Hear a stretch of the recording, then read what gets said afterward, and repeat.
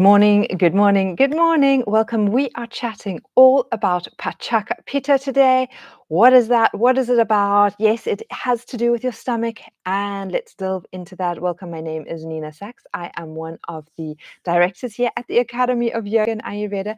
I am traveling a little, so do apologize for the background. This is the best I can do right now, but we will be delving into Pachaka Pitta. And again, just take a moment to think of if you just spend 5 minutes every day learning and listening to a little bit of Ayurveda, what would that change for you, your family, and your students in a year from now? And I would strongly recommend or suggest that you, again, subscribe and just get these notifications and just listen to it on your drive to work, on your drive to doing laundry at home, when you're busy making a meal or two, and just tapping into a little tidbits here and there and seeing how you can make that work for you. That is my wish for you.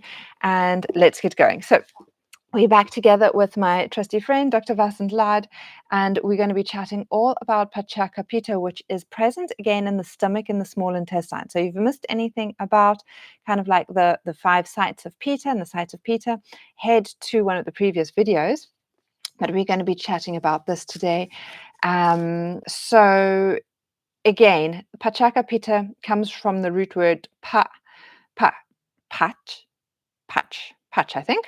Pramila can correct me if I'm wrong, which means to digest, absorb, and assimilate. So we all know that digestion has got these processes of obviously first having to digest, then having to absorb, and then the cells having to assimilate the nutrients. It includes hydrochloric acid, digestive enzymes, and pepsin. The intestinal digestive juice that is secreted from the villi of the small intestine is also Pachaka Pitta. So again, anything where this is, and you'll hear again, we actually have some on the tongue as well. So anywhere where there's digestion that can take place, those little cells all have this element of Pachaka Pitta in them. Pachaka Pitta is in the stomach, I should take a deep breath. Hey, let's take a deep breath together, guys. Pachaka Pitta in the stomach digests starch, glucose, and fructose. The initial digestion of protein also begins here through enzymatic actions. Fruits, which are also composed of fructose, are easily digested, and most of you know if you eat a fruit, it moves through your system really, really quickly, and it can literally leave the stomach within 1 hour. And so this is why often fruits aren't very filling. They just give you that burst of satiation and energy, but because they move through you quite quickly, there's not necessarily that full feeling of satiation. The digestion of starch begins with saliva in the mouth. Some precursors of Pachaka Pitta are present in the saliva and make the saliva acidic. The Pachaka Pitta in the stomach is part of Jatara Agni. Jatara means stomach. This Agni is the central fire, the gastric fire, and the digestive fire in the stomach is the main Agni in the body. And so again, most of you, if you've done some yoga and you've done a teacher training course, you would have heard of Agni. You would have heard of this digestive fire, what a huge role it plays in our bodies. And let's get that right.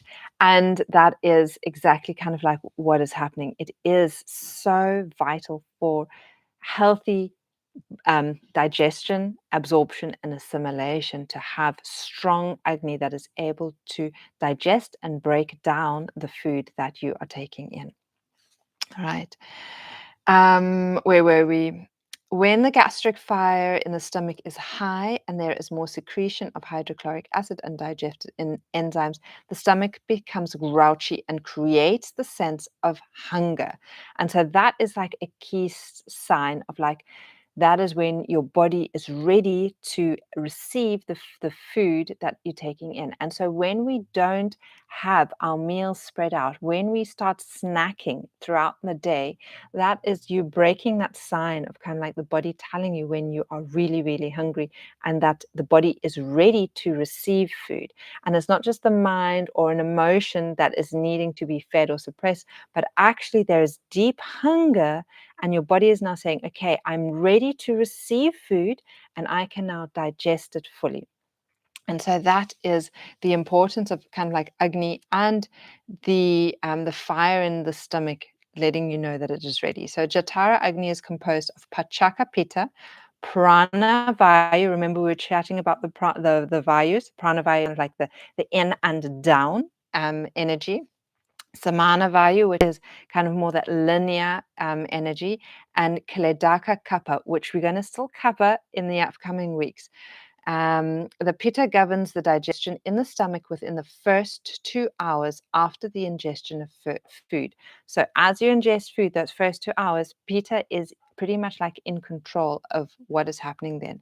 Then the pyloric valve opens and the food passes into the duodenum and the upper part of the small intestine.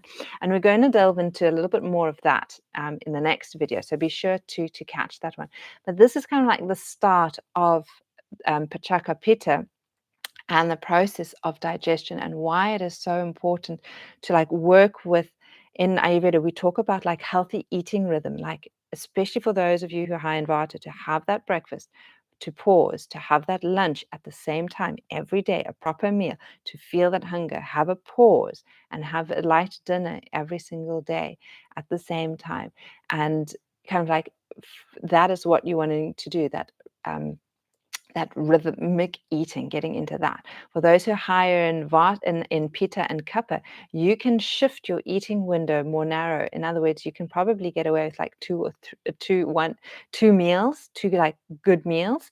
And those who really, really high in Kapha can possibly even like bring that down to like one main meal and a small little kind of like light meal, and really expand those fasting hours that we'd kind of like as now called in pop culture the intermittent fasting hours. But you definitely want to have the space to allow the agni in your stomach to wake up and be like, okay, I'm hungry, my fire is ready, you can now feed me, and I'm ready to burn what has come in, digest what has come in, and do that.